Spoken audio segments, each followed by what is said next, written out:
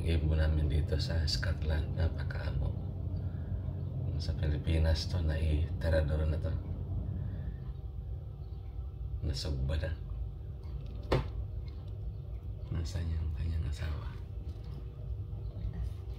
Ayan. Dalawa sila dyan eh.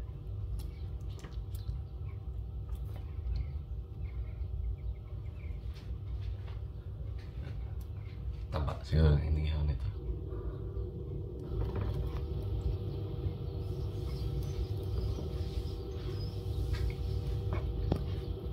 Ayan yung isa.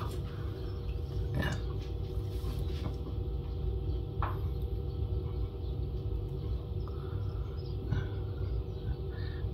Harap na maglakad.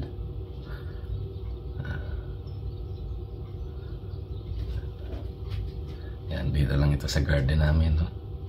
Napakaamo pag ang mga hayop talaga hindi ginagalaw o sinasaktan, maamo. So ganyan dito mga ibon dito sa Scotland. Nanginginayan sila, pati yung mga ibon doon, no?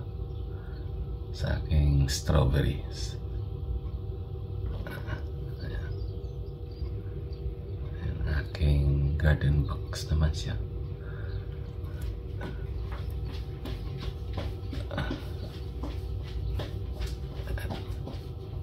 Yan ang mga pugad nila dyan sa puno na yan. Diyan sila nakatira.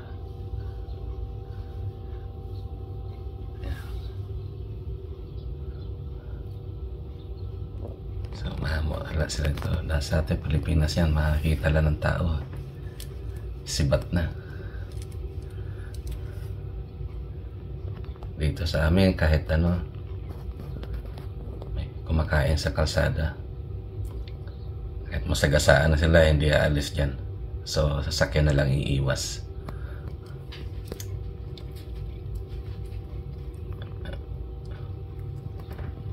So, yan. Maraming pagkain siguro dyan sa garden, kaya dito lagi sila.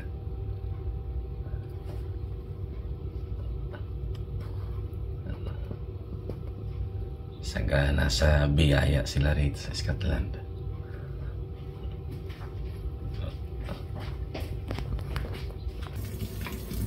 Ayan eh, parang mga kalapati yan. Pero sa amin to, sa Bicol, manatad. O yung maliit na size niya, tinatawag na tokmo. Ewan ko sa Tagalog kung anong tawag nito.